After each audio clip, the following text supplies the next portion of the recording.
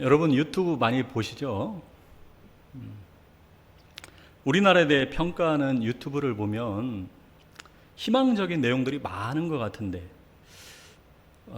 가령 우리나라가 문화 강국이 되어서 전 세계 사람들이 K-팝, K-드라마, K-푸드, K-뷰티, 또 K-패션, K-웹툰 등등 한국 문화에 열광하고 있다.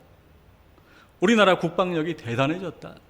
전 세계에서 성능 좋고 가격도 싼 K-방산에 대한 관심이 대단하다. 우리나라처럼 이렇게 안전하고 교통이 편하고 살기 편한 나라가 없다. 등등등. 우리나라에 대해서 좋은 얘기만 이렇게 합니다. 그런데 정말로 지금 우리나라가 그렇게 좋고 희망적일까요? 최근에 우리나라에서 수많은 논란에도 불구하고 국회에서 통과되어서 실행 중인 법들이 있죠. 공수처법, 중대재해처벌법, 노란봉투법, 또 최근에 시행된 가짜뉴스 방지법, 엊그저께 보안수사 폐지법이 그렇게 논란 속에서도 드디어 국회에서 통과됐어요. 검사가 직접 보안수사를 하지 못하게 금지하고 이 경찰에 보안수사하라고 요구만 할 수 있는 법인데요. 최근 검찰의 보안수사로 묻혀있던 사건이 드러나는 그런 사건들이 많았는데도 불구하고 결국은 끝내 통과가 됐죠. 만약 여러분이 미국 같은 선진국에 가서 사람들에게 가서 우리나라에서 이런 법들이 통과됐다고 이렇게 설명해 주면은 어떻게 그럴 수 있냐면서 깜짝 놀랍니다. 자기 나라에서는 상상할 수도 없는 법들이에요. 이런 악한 법들로 인해서 앞으로 얼마나 많은 국민들이 고통받겠습니까? 나라와 국민을 생각하는 정치인들이 어떻게 그런 법들을 만들 수 있을까요? 국민들이 어떻게 되든지 나라가 어떻게 되든지 자기 배만 채우려는 것이죠. 그런데 이런 상황에서도 우리나라 K문화, K방산 대단하다, 정말 살기 좋은 나라다 그러면서 장밋빛 미래만 얘기하는 사람들은 도대체 뭡니까? 우물안 개구리 아닙니까? 우리나라 국민들 중에 우물안 개구리와 같은 분들이 참 많은 것 같습니다. 많은 국민들이 한쪽 얘기만 듣고 속아서 악한 법인데도 불구하고 좋은 법인 줄 착각하는 거예요. 개구리를 냄비 속에 넣고 물을 채워서 데우기 시작하면 처음에는 뜨겁지 않으니까 개구리가 가만히 있다가 조금씩 뜨거워지면서 자기도 모르는 사이에 죽게 되는 것처럼 지금 수많은 국민들이 우물안 개구리를 넘어서 냄비 속 개구리 신세입니다. 백성이 무지하면 나라가 망한다고 말씀하셨는데 백성들을 좀 깨우쳐주고 바로 이끌어줄 지도자가 절실히 필요한 때입니다. 역사를 보면 지도자 한 사람에 따라서 나라가 흥하기도 하고 망하기도 했죠.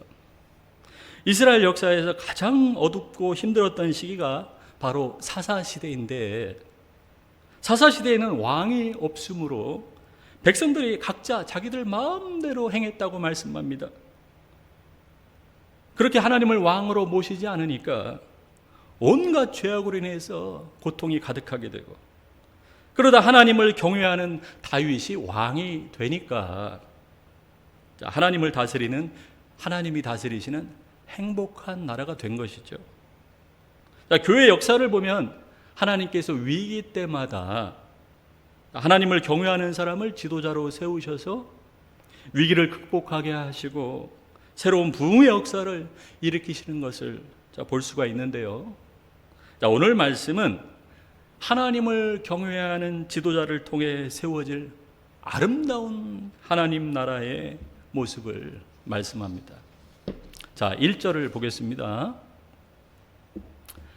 이새의 줄기에서 한 싹이 나며 그 뿌리에서 한 가지가 나서 결실할 것이요. 이스라엘 백성들이 끊임없이 하나님 말씀에 불순종하고 우상 숭배한 결과 하나님 심판으로 그 땅이 불에 타고 황폐해졌는데 그 잘린 나무의 그루터기에서 한 싹이 나고 열매를 맺어 하나님 나라가 세워진다는 거예요. 자, 여기서 이새는 다윗 왕의 아버지인데 이새의 줄기에서 한 싹이 난다는 것은 다윗의 자손 가운데 태어날 메시아를 가리킵니다. 구약의 수많은 선지자들이 그렇게도 오신다고 예언했던 그 구원자, 바로 예수 그리스도. 그 예수님 위에 성령이 강림하셔서 이 성령의 능력으로 하나님 나라를 세울 것을 말씀합니다. 자, 다 같이 2절을 크게 읽습니다. 그의 위에 여호와의 영, 곧 지혜와 총명의 영이요 모략과 재능의 영이요 지식과 여호와를 경외하는 영이 강림하시리니. 자, 이 말씀은 예수님이 세례 받으실 때 그 머리 위에 성령이 강림하심으로 성취가 됩니다. 여기 나오는 덕목들은 나라를 다스리는 왕에게 필요한 덕목들인데요, 지혜와 총명이 있어야 바른 판단과 바른 재판을 할 수가 있는 거고, 모략과 재능이 있어야 나라를 위한 정책을 바로 세우고 전쟁에서도 이길 수가 있는 것이죠. 무엇보다 하나님을 경외하는 마음이 있어야 합니다. 하나님을 경외하는 것이 모든 지혜의 근본이라고 말씀하신 것처럼 하나님을 경외하는 지도자의 마음 속에 백성들을 진정으로 사랑하는 마음이 깃들고 겸손히 하나님을 경외하고 의지하는 그 지도자를 통해서 하나님이 역사하실 수가 있는 것이죠. 이처럼 하나님을 경외하는 예수님께서 지혜와 총명과 모략과 재능으로 다스리신다는 겁니다. 자, 그러면 예수님이 그렇게 다스리시면 그 나라의 모습이 어떻게 되느냐? 자, 3절. 그가 여호와를 경외함으로 즐거움을 삼을 것이며 그의 눈에 보이는 대로 심판하지 아니하며 그의 귀에 들리는 대로 판단하지 아니하며 공의로 가난한 자를 심판하며 정직으로 세상의 겸손한 자를 판단할 것이며 그의 입에 막대기로 세상을 치며 그의 입술의 기운으로 악인을 죽일 것이며 공의로 그의 허리띠를 삼으며 성실로 그의 몸에 띠를 삼으리라. 자, 하나님을 경외하는 예수님께서 공의와 정직으로 백성들을 다스리시니까 억울한 사람들이 하나도 없고 악한 자들은 다 사라지는 것이죠. 성실로 다스리시니까 백성들 하나하나 사정을 다 들어주시고 해결해 주시는 겁니다. 반대로 하나님을 경외함이 없으니까 이 나라의 공의와 정직과 성실이 다 무너지는 거예요.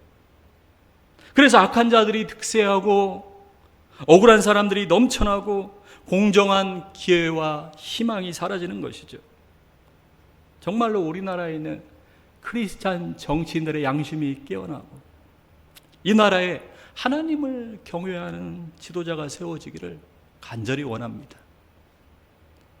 그러나 아무리 모세와 다윗 같은 그런 하나님을 경외하는 지도자가 세워지더라도 이 세상에는 죄악이 끊이지 않고 억울한 사람들이 끊이지 않죠. 그런 훌륭한 지도자라도 다 약점이 있고 실수하는 연약한 인간인 겁니다. 그러나 예수 그리스도께서 다스리시는 그 나라는 공의와 사랑이 가득한 나라요, 진정한 평화와 행복이 이루어지는 완전한 나라입니다. 자, 그래서 그 모습을 6절부터 말씀합니다. 그때 이리가 어린 양과 함께 살며 표범이 어린 염소와 함께 누우며 송아지와 어린 사자가 살찐 짐승이 함께 있어 어린아이에게 끌리며 암소와 곰이 함께 먹으며 그것들의 새끼가 함께 엎드리며 사자가 소처럼 풀을 먹을 것이며 젖 먹는 아이가 독사의 구멍에서 장난하며 젖된 어린아이가 독사의 굴에 손을 넣을 것이라. 자, 이 모습은 세상에 죄가 들어오기 전에 하나님이 처음 창조하신 그 에덴 동산이 회복된 모습인데요. 자, 어릴 적 주일학교 다닐 때 많이 불렀던 찬송이 있었죠. 사막에 샘이 넘쳐 흐르리라 사막에 꽃이 피어 향내 내리라 주님이 다스릴 그 나라가 되면은 사막이 꽃동산 되리. 사자들이 어린 양과 뛰놀고 어린이도 함께 뒹구는 참 사랑과 기쁨의 그 나라가 이제 속히 오리라. 정말 그런 나라가 올 수 있을까요? 세대주의에서는 이 구절을 문자 그대로 해석해요. 예수님이 재림하신 후에 이 땅에 천년 왕국이 세워질 때 이 말씀처럼 사나운 맹수들과 어린 양이 함께 뛰놀고 다시 에덴 동산처럼 그대로 회복된다고 주장합니다. 그러나 우리 개혁주의에서는 이 구절을 사람들 사이에 완전한 평화가 이루어지는 것으로 해석해요. 사자와 이리 같은 포악한 사람들일지라도 모두 죄가 사라지고 온유해져서 다 함께 평화롭게 살게 된다는 것이죠. 이미 교회 안에 진정으로 예수 믿고 변화된 성도들 사이에 이 영적인 평화가 이루어지고 있습니다. 그러나 아직 교회 안에서도 다툼이 있고 여러 문제가 있는 것은 아직은 주님이 재림하신 이후에 임할 새하늘과 새 땅이 오지 않았기 때문입니다. 자, 그러므로 이 하나님 나라는 이미 시작되었지만 아직 완성되지는 않았죠.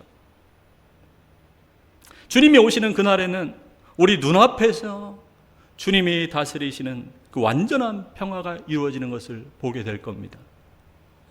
그래서 9절에 그렇게 말씀합니다. 내 거룩한 산 모든 곳에서 해됨도 없고 상함도 없을 것이니. 여기서 거룩한 산은 요한계시록에 나오는 새 예루살렘인데요, 마지막 날에 완성될 새 하늘과 새 땅, 곧 완성된 하나님 나라를 뜻합니다. 그곳에서는 더 이상 해를 받거나 상하는 일이 없습니다.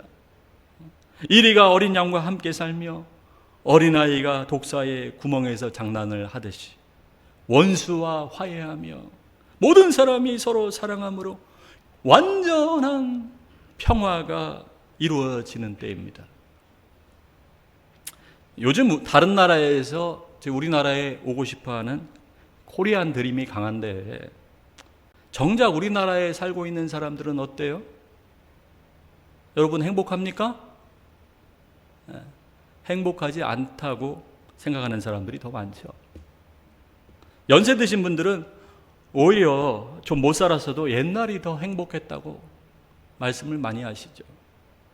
동네 사람들이 한 가족처럼 서로 사정을 다 알고 도와주면서 정을 나누고 기쁨과 슬픔을 함께 나누는 그때가 더 행복했다. 그때도 그랬는데 모든 죄악이 사라지고 더 이상 해됨과 상함도 없고 사랑과 평화만 가득한 그 나라는 얼마나 행복하겠습니까? 그러므로 우리가 악한 세상에서 상처받고 고통받더라도 낙심하지 말고 예수 그리스도를 통해 세우실 그 나라를 꿈꾸라는 겁니다. 어떻게 그런 행복한 나라가 될 수 있을까요? 자, 그것을 9절에서 말씀합니다. 9절 다 같이 시작.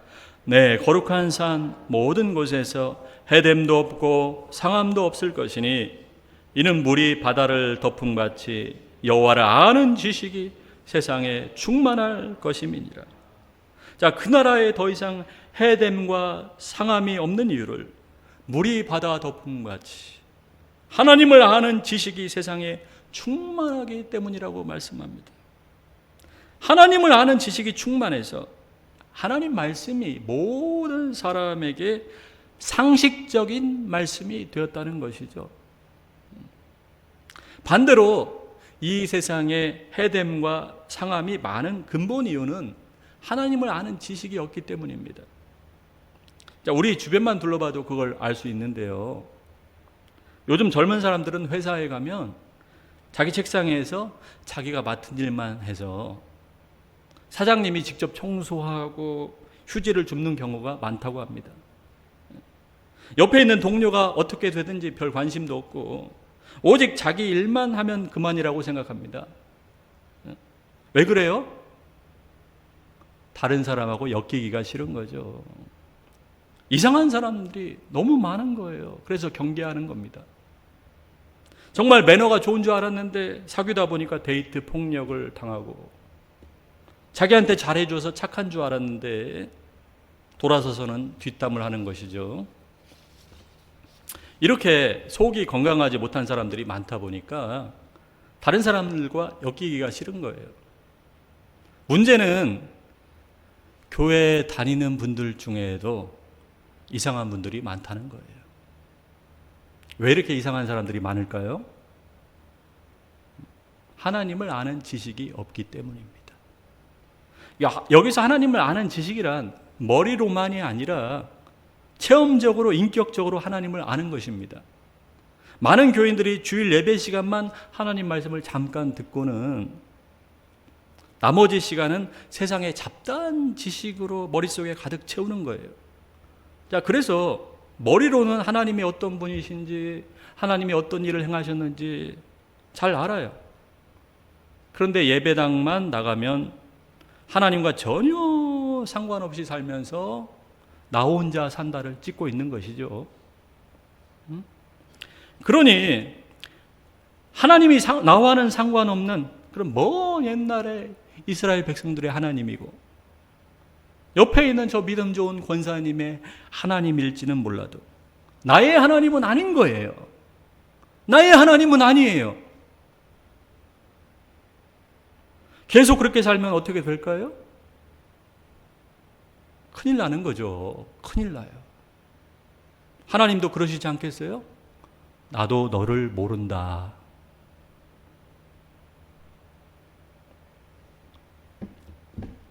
그래서 호세아 선지자가 가슴을 치며 말했죠. 이 백성이 하나님을 아는 지식이 없어서 망하는구나. 힘써 여호와를 알자. 나를 향하신 그분의 사랑을 알면 세상에서 아무리 방황하다가도 다시 그분께 돌아오는 겁니다.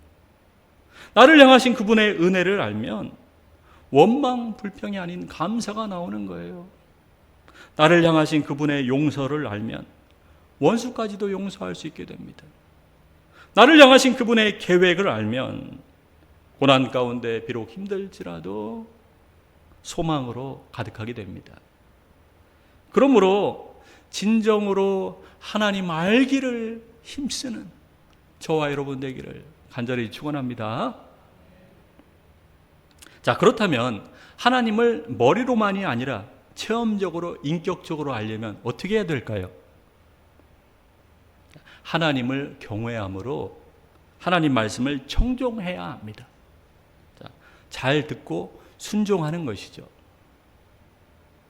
우리가 아무리 노력한다 해도 하나님 말씀대로 100% 순종하지 못하죠. 하나님도 그런 우리의 연약함을 너무나도 잘 아십니다. 다만 하나님은 우리 마음 중심을 보시기 때문에 우리 마음 자세가 중요한 거예요. 마음 자세. 하나님 말씀에 100% 순종하지 못한다 해도 하나님을 경외함으로 하나님 말씀을 청종하려는 그 마음 자세를 보시고 기뻐하시는 거예요. 그러다 보면 하나님 말씀이 진리라는 것을 깨닫게 되고 하나님이 살아계신 것을 체험하게 됩니다. 또한 하나님을 인격적으로 만나게 되어서 하나님이 얼마나 좋은 분이시라는 것을 알게 됩니다. 그런데 하나님에게서 멀어지고 말씀의 은혜가 떨어지면 자꾸 딴 생각나고 졸리는 거죠. 그리고 자꾸 하나님 말씀이 아닌 내 자아가 속에서 불쑥 올라와서 다른 성도하고 충돌하는 거예요. 다른 게 아니에요. 은혜가 떨어져서 그런 거예요. 내 속에 막 이렇게 올라와서 충돌한다. 다른 게 아니라 하나님에게서 멀어지고 은혜가 떨어져서 그런 겁니다. 사랑하는 성도 여러분, 정말 우리 늘사랑교회 말씀의 은혜가 충만해서 해됨도 상함도 없이 주 안에서 사랑으로 하나 되는 그런 하나님 나라가 이루어지기를 간절히 축원합니다. 다 함께 그런 의미에서 크게 한번 따라하겠습니다. 하나님을 경외함으로 하나님 말씀을 청종하자. 아멘. 자, 그렇다면 어떻게 죄악이 가득한 이 세상이 하나님을 아는 지식이 충만해져서 해됨도 상함도 없는 그런 세상으로 바뀔 수 있다는 것일까요? 예수 그리스도를 통해서 그렇게 바뀝니다. 자, 10절. 그날에 이새의 뿌리에서 한 싹이 나서 만면의 기치로 설 것이요 열방이 그에게로 돌아오리니 그가 거한 곳이 영화로우리라. 그날에 주께서 다시 그의 손을 펴사 그의 남은 백성을 아수르와 애굽과 바드로스와 구스와 엘람과 시날과 하맛과 바다 섬들에서 돌아오게 하실 것이라. 여호와께서 열방을 향하여 기치를 세우시고 이스라엘의 쫓긴 자들을 모으시며 땅 사방에서 유다의 흩어진 자들을 모으시리니. 자, 여기서 기치란 군대나 국가의 상징이 되는 깃발을 말합니다. 예수님이 하나님 나라의 깃발로 우뚝 서셔서 그것을 보고 온 세상에 흩어져 있는 남은 자들이 예수님께 돌아와서 모인다는 것이죠. 정말 이 말씀대로 이스라엘 백성들이 포로된 지 70년 만에 다시 흩어진 곳에서 다 돌아와서 예수님을 상징하는 그 성전을 다시 세우고 신앙을 회복합니다.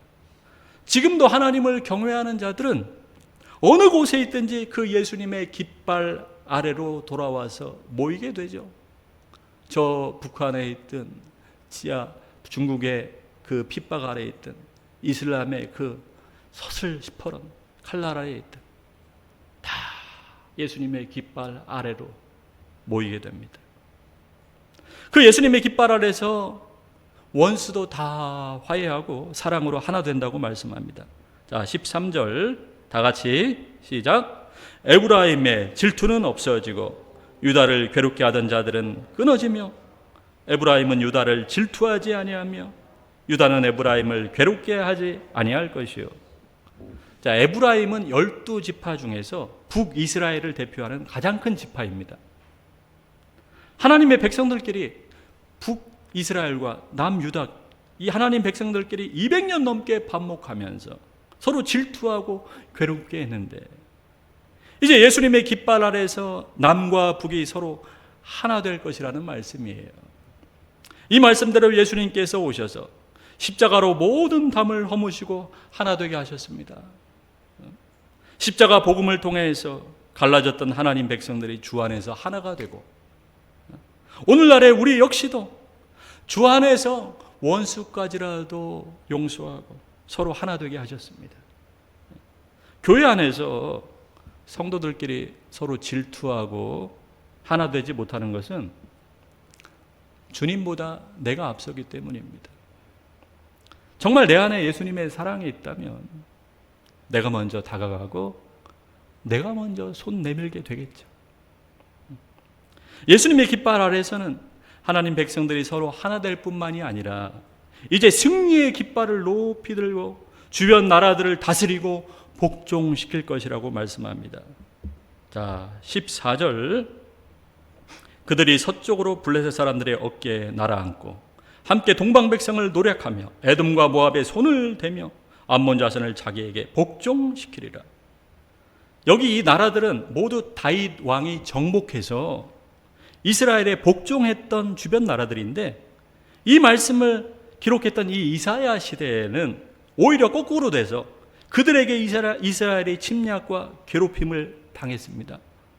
그러나 예수님의 깃발을 높이 들고 다윗 시대에 누렸던 그 위상과 지배력을 다시 회복하게 되는데 곧 예수 그리스도의 복음이 전파되는 곳마다 하나님 백성들을 괴롭히는 그 사탄의 권세가 다 무너지고 하나님 나라가 회복된다는 것이죠.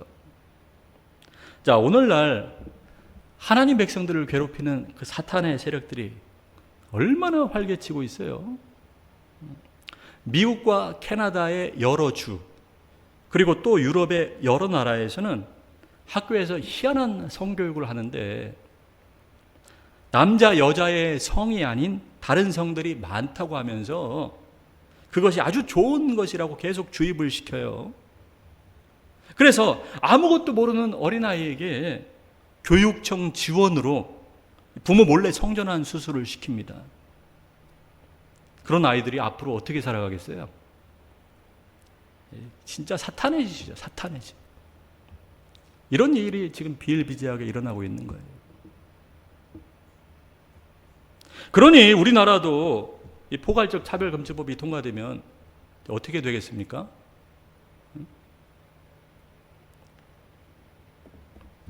그런데 이 세상에 아무리 악한 자들이 떵떵거리고 사탄의 권세가 가득하더라도 예수님의 복음이 전파되는 곳마다 사탄의 권세가 무너지고 하나님 나라가 회복되고 결국에는 모든 사탄의 무리들이 왕 중의 왕이신 예수님 앞에 무릎 꿇고 복종하며 예수 그리스도의 승리의 깃발을 흔드는 그 영광스러운 나라가 오게 된다는 겁니다. 어떻게 그런 세상이 오는 것이 가능할까요? 전능하신 하나님이 하시기 때문입니다. 자, 그래서 15절의 말씀이에요. 여호와께서 애굽 해만을 말리시고 그의 손을 유브라데 하수 위에 흔들어 뜨거운 바람을 일으켜 그 하수를 쳐 7 갈래로 나누어 신을 신고 건너가게 하실 것이라. 자, 이 말씀은 하나님이 애굽에서 이스라엘 백성들을 구원하실 때 뜨거운 동풍을 일으켜 이 홍해 바다를 갈라지게 하셔서 그 홍해 사이로 건너가게 하신 그 장면입니다. 자, 그래서 16절에 그렇게 말씀해요. 자, 우리 다 같이 크게 시작. 그의 남아있는 백성 곧 아수르에서 남은 자들을 위하여 큰 길이 있게 하시되 이스라엘이 애굽 땅에서 나오던 날과 같게 하시리라. 자, 이 말씀처럼 나중에 아수르와 주변에 끌려갔던 백성들 중에 남은 자들을 위해서 하나님이 큰 길을 내셔서 이스라엘로 다시 돌아오게 하십니다. 자, 이 말씀은 예수 그리스도를 통해 이루실 구원을 제2의 출애굽으로 묘사한 거예요. 곧 하나님께 나아가지 못하도록 막혀있는 그 영적인 장애물, 모든 죄와 사탄의 권세가 다 무너지고 하나님 나라로 들어갈 수 있는 큰 길을 내신다는 겁니다. 지금도 하나님은 자기 백성들을 위해 생명과 구원의 큰 길을 내시고 계십니다. 자, 이 세상을 손에 쥐고 좌지우지하는 권력과 부를 가진 사람들, 또한 강력한 법을 통해 교회를 탄압하려고 하는 악의 세력들, 그리고 절대 변하지 않을 것 같은 물질 만능주의, 기복주의, 쾌락주의, 이런 변화 불가능해 보이는 그 모습들, 그리고 내 안에 있는 정말 변화되기 힘들 것 같은 그런 악한 습관들과 죄악까지라도 결국 하나님께서 다 무너뜨리시고 하나님을 경외하는 남은 자들을 위하여 생명과 구원의 큰 길을 내신다는 겁니다. 그러므로 세상이 아무리 악하더라도 낙심하지 말라는 거예요.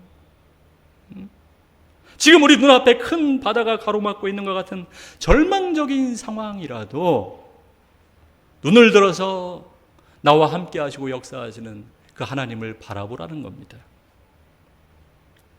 사랑하는 성도 여러분, 주님이 다스리시는 그 사랑과 평화의 그 나라가 내 안에 이루어지고 내 삶 가운데 이루어지기를 꿈꾸십시오.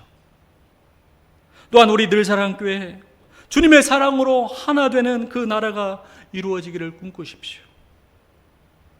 또한 오늘 말씀처럼 온 세상에 하나님을 아는 지식이 충만해서 이리가 어린 양과 함께 살고 젖먹는 아이가 독사의 구멍에서 장난하며 완전한 평화가 이루어질 그 나라를 꿈꾸십시오.